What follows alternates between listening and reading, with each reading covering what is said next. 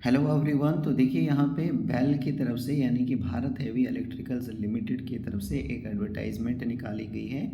यहाँ पर आप एडवर्टाइजमेंट नंबर देख सकते हैं दोस्तों। इन्होंने जो पोस्टें निकाली है वो यहाँ पे निकाली है, प्रोजेक्ट इंजीनियर्स की पोस्टें निकाली हैं, प्रोजेक्ट सुपरवाइज़र की इन्होंने पोस्टें निकाली हैं और ये फिक्स्ड टेन्योर बेसिस पर यहाँ पर निकाली गई हैं ट्रांसपोर्टेशन बिजनेस ग्रुप के लिए। यानी जो यहाँ पर बेल का ट्रांसपोर्टेशन बिजनेस ग्रुप है, इसके लिए इन्होंने फिक्स्ड टेन्योर के बेसिस पर project engineer and project supervisor की यहाँ पे पोस्टें निकाली हैं। दोस्तों ये जो इन्होंने टेन्योर रखा है यहाँ पर बेल की तरफ से, जो यहाँ पर इन पोस्टों के लिए टेन्योर रखा गया है, ये यहाँ पे 2 साल का रखा गया है। यानी कि अगर आप इन पोस्टों के लिए जो यहाँ पे बेल ने निकाली हैं, अगर आप इसमें से सेलेक्ट होते हैं तो आपको 2 साल तक ही यहाँ पर काम करने को मिलेगा। यानी ये जो पोस्टें इन्होंने निकाली है ये यहाँ पे टेम्परेरी बेसिस पर रहने वाली हैं। दोस्तों थोड़ा सा नीचे स्क्रॉल करते हैं। नीचे स्क्रॉल होने के बाद आप देख सकते हैं दोस्तों कि जो इन्होंने प्रोजेक्ट इंजीनियर्स की पोस्टें निकाली है, इसके लिए इन्होंने क्वालिफ़िकेशन रखी है कि अगर आपने बीई किया है या बीटेक किया है आप यहाँ पे अप्लाई कर सकते हैं। और प्रोजेक्ट सुपरवाइज़र्स की जो इन्होंने पोस्टें निकाली है, इसके लिए इन्होंने कहा है कि अगर आपने डिप्लोमा भी किया है तो भी आप यहाँ पे अप्लाई कर सकते हैं दोस्तों। और यहाँ पर आप देख सकते हैं कि ये जो इन्होंने पोस्टें निकाली है ये प्योरली फिक्स्ड टेन्योर पीरियड के लिए निकाली है, 2 साल के लिए।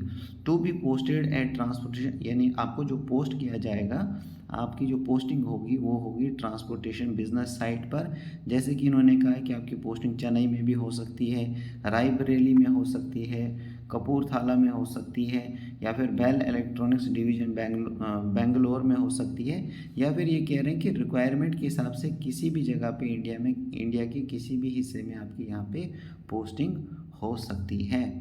थोड़ा सा नीचे स्क्रॉल करते हैं। नीचे स्क्रॉल होने के बाद आप देख सकते हैं दोस्तों प्रोजेक्ट इंजीनियर की इन्होंने 14 वैकेंसीज़ निकाली हैं, प्रोजेक्ट सुपरवाइज़र की इन्होंने 16 वैकेंसीज़ निकाली हैं। दोस्तों अगर हम प्रोजेक्ट इंजीनियर की बात करें तो मैकेनिकल वालों के लिए 2 रखी है पोस्ट इन्होंने, इलेक्ट्रिकल वालों के लिए 7 रखी है, इलेक्ट्रॉनिक्स वालों के लिए 5 रखी हैं। इसी तरीके से प्रोजेक्ट सुपरवाइज़र की अगर हम बात करें तो 4 वैकेंसी मैकेनिकल वालों के लिए, 7 वैकेंसी इलेक्ट्रिकल वालों के लिए और 5 वैकेंसी इलेक्ट्रॉनिक्स वालों के लिए रखी है। इस तरीके से इन्होंने इन पोस्टों को डिवाइड किया है दोस्तों।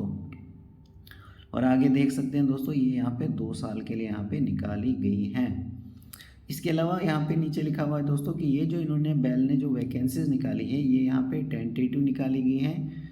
ठीक है, टेंटेटिव यानी कि ये अभी चेंज भी हो सकती है, रिक्वायरमेंट के हिसाब से हो सकता है कि इनको कम कर दें या फिर इनको इंक्रीज़ कर दें, इनको बढ़ा दें। तो ये यहाँ पे इसलिए इन्होंने लिखा है कि ये अभी इंडिकेट जो हो रही है यहाँ पे ये टेंटेटिव यहाँ पे निकाली गई हैं। इसके अलावा दोस्तों अगर हम एज की बात करें तो मैक्सिमम अगर आप 32 साल तक आपकी उम्र है तो आप यहाँ पर इन पोस्टों के लिए अप्लाई कर सकते हैं। और साथ ही साथ दोस्तों इन पोस्टों के लिए आपके पास 1 ईयर का यानी 1 साल का आपके पास एक्सपीरियंस भी होना चाहिए। थोड़ा सा नीचे स्क्रॉल करें, यहाँ पे आप देख सकते हैं दोस्तों प्रोजेक्ट इंजीनियर और प्रोजेक्ट सुपरवाइज़र की पोस्टों को इन्होंने कैटेगरी के हिसाब से यहाँ पे डिवाइड किया है। तो आप अपनी कैटेगरी के हिसाब से यहाँ पे चेक कर सकते हैं। जो भी आपकी कैटेगरी है उस हिसाब से आप यहाँ पे चेक कीजिए कि आपकी कैटेगरी में कितनी पोस्टें इन्होंने रखी गई है। ठीक है दोस्तों, इसके अलावा थोड़ा सा नीचे स्क्रॉल करें तो यहाँ पे आप देख सकते हैं कि अगर आप किसी कैटेगरी में आते हैं तो यहाँ पे एज में रिलैक्सेशन भी आपको मिल जाता है, यानी छूट मिल जाती है एज में। जैसे कि अगर मान लीजिए कि ओबीसी कैंडिडेट हैं, नॉन क्रीमी लेयर में आते हैं, 3 साल का आपको एज में छूट दी जाती है। एससी और एसटी कैटेगरी में आते हैं तो 5 साल की यहाँ पर आपको रिलैक्सेशन मिलता है, छूट मिलती है। तो इस तरीके से आके यहाँ पर आप चेक कर सकते हैं दोस्तों। ठीक है, थोड़ा सा नीचे स्क्रॉल करें तो यहाँ पे देखिए एजुकेशन क्वालिफ़िकेशन इन्होंने क्या रखी है। जैसे कि मैंने आपको पहले भी बताया कि प्रोजेक्ट इंजीनियर की पोस्ट के लिए अगर आपने बीई किया है या बीटेक किया हुआ है मैकेनिकल में या इलेक्ट्रिकल में, इलेक्ट्रॉनिक्स में, और कम से कम आपके 60% मार्क्स भी आए हुए हैं तो आप यहाँ पे अप्लाई कर सकते हैं दोस्तों। और अगर एससी एसटी कैटेगरी से आप बिलोंग करते हैं तो अगर 50% मार्क्स भी आपके आए हैं तो आप यहाँ पे प्रोजेक्ट इंजीनियर की पोस्ट के लिए अप्लाई कर सकते हैं। इसी तरीके से प्रोजेक्ट सुपरवाइज़र की अगर हम बात करें तो अगर आपने फुल टाइम डिप्लोमा किया हुआ है मैकेनिकल में, इलेक्ट्रिकल में या इलेक्ट्रॉनिक्स में या इंस्ट्रूमेंटेशन में और कम से कम आपके 60% मार्क्स आए हुए हैं तो आप यहाँ पे प्रोजेक्ट सुपरवाइज़र की पोस्ट के लिए अप्लाई कर सकते हैं। इसके अलावा मान लीजिए कि आपके 50% मार्क्स आए हुए हैं लेकिन कैटेगरी आपकी SC ST में आते हो आप, तो आपके 50% मार्क्स भी यहाँ पे हैं तो भी आप प्रोजेक्ट सुपरवाइज़र की पोस्ट के लिए अप्लाई कर सकते हैं दोस्तों। थोड़ा सा नीचे स्क्रॉल करते हैं तो यहाँ पे आप देख सकते हैं कि इनको किस किस मतलब क्या रिक्वायरमेंट है आपको, मतलब किस चीज़ का आपके पास एक्सपीरियंस होना चाहिए। तो यहाँ पे नीचे टॉपिक्स दिए गए हैं। इन टॉपिक्स में अगर किसी में भी आपका एक्सपीरियंस है, जैसे कि इलेक्ट्रिकल और इलेक्ट्रॉनिक्स वालों के लिए यहाँ और मैकेनिकल वालों के लिए यहाँ पर ये दिया गया है कि वही इन टॉपिक्स में आपका एक्सपीरियंस होना चाहिए, ठीक है। तो अगर इनमें से अगर आपका एक्सपीरियंस है तो आप यहाँ पे 1 ईयर का एक्सपीरियंस मांगा गया है ना, तो 1 ईयर का एक्सपीरियंस अगर इन दिए गए टॉपिक्स में अगर आपने काम किया हुआ है तो आप यहाँ पे इलेक्ट्रिकल, इलेक्ट्रॉनिक्स या फिर जो भी आपकी ब्रांच है तो यहाँ पे आप अप्लाई कर सकते हैं दोस्तों इस पोस्ट के लिए, ठीक है।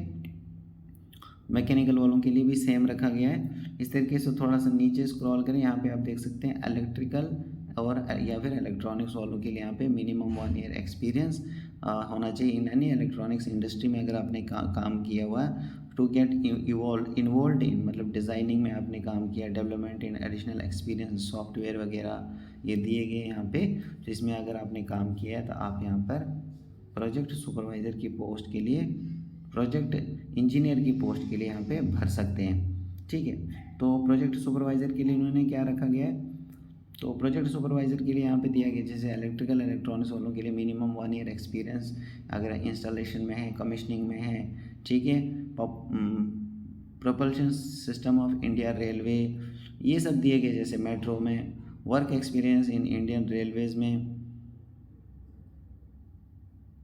ठीक है। तो आप यहाँ पे अप्लाई कर सकते हैं प्रोजेक्ट सुपरवाइज़र की पोस्ट के लिए। और मैकेनिकल वालों के लिए यहाँ पे सेम रखा गया है, इन्हीं में जो इन्होंने यहाँ पर इनको रिक्वायरमेंट है इसमें अगर आपका एक्सपीरियंस है 1 साल का आपका एक्सपीरियंस है अगर मिनिमम, तो आप यहाँ पे इन पोस्टों के लिए सुपरवाइज़र की पोस्ट के लिए अप्लाई कर सकते हैं। इसके अलावा थोड़ा सा अगर हम यहाँ पर पेमेंट की बात करें तो देखिए अगर प्रोजेक्ट इंजीनियर की पोस्ट के लिए आप सेलेक्ट होते हैं तो 78,000 रुपीज़ पर मंथ आपको मिलेगा। और प्रोजेक्ट सुपरवाइज़र की अगर पोस्ट के लिए आप सेलेक्ट होते हैं तो यहाँ पे देखिए 43,550 रुपये पर महीने, यानी हर महीने आपको इतनी पेमेंट मिलने वाली है, ठीक है।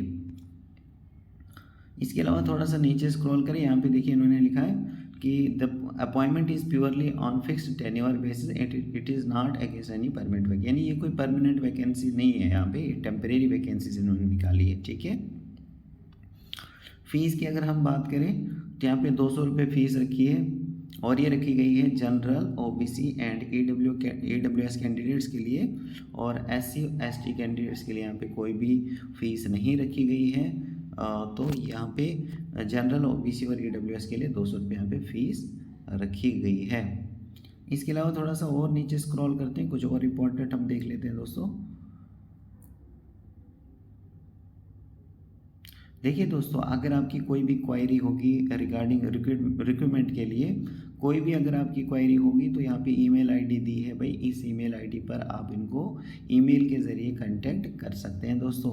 अब आपको ये जो यहाँ पे फॉर्म्स निकले हुए हैं, मतलब ये जो यहाँ पर बेल की तरफ से प्रोजेक्ट इंजीनियर और प्रोजेक्ट सुपरवाइज़र की जो इन्होंने पोस्टें निकाली, इसके लिए आप किस तरीके से अप्लाई करोगे, तो इसके लिए आपको जाना पड़ेगा दोस्तों, यहाँ पे जो इन्होंने दी गई ये साइट दी है, इस पर आपको जाना है, जैसे कि edn.bell.com पर जाना पड़ेगा आपको, या फिर careers.bell.in इस पर आपको जाना पड़ेगा, इस साइट पे आपको जाना पड़ेगा। और साइट पे जाने के बाद आप इन पोस्टों के लिए अप्लाई कर सकते हैं दोस्तों, ठीक है। और जो इन पोस्टों के लिए आपको फ़ीस पे करनी है वो आपको ऑनलाइन ही पे करनी है।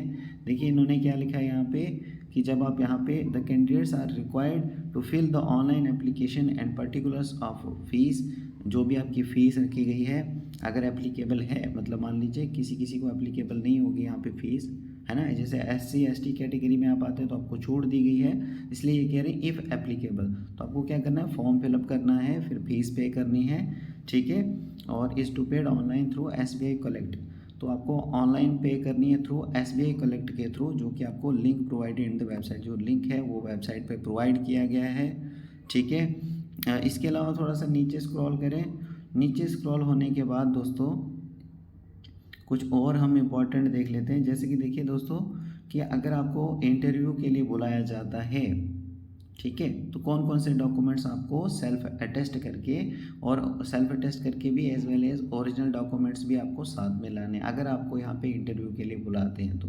जैसे जैसे कि यहाँ पे क्लास 10th की, जैसे हाई स्कूल की, आपको क्या करना है, यहाँ पे सर्टिफिकेट आपको अपने साथ रखनी है, ओरिजिनल भी, और फोटो कॉपी करके उसको सेल्फ अटेस्ट करके भी आपको अपने साथ में रखनी है, ठीक है। Candidates belonging to EWS SC ST OBC, ठीक है, तो ये भी आपको, अगर ये कैटेगरी आपके पास है, इसकी भी आपको क्या करना है, फ़ोटो कॉपी करना है, सेल्फ अटेस्ट करके अपने साथ में रखनी है, और ओरिजिनल डॉक्यूमेंट्स भी दोस्तों अपने साथ में रखने हैं, ठीक है। तो ये सारे कुछ डॉक्यूमेंट्स दिए गए हैं जो आपको ओरिजिनल भी अपने साथ में रखने हैं और इनकी फ़ोटो कॉपी करके सेल्फ अटेस्ट करके भी अपने साथ में रखने हैं। थोड़ा सा नीचे स्क्रॉल करें, यहाँ पे आप देख सकते हैं कि इन पोस्टों के लिए 25/10 से यहाँ पे फॉर्म लगना स्टार्ट हो चुके हैं ऑनलाइन मोड से, और यहाँ पे 15/11/2022 जो है इन पोस्टों के लिए यहाँ पे लास्ट डेट रहने वाली है, ठीक है। इसके अलावा इन्होंने कहा है कि जो लास्ट डेट है हार्ड कॉपी सबमिट करने की ऑनलाइन, वो है 18/11/2022।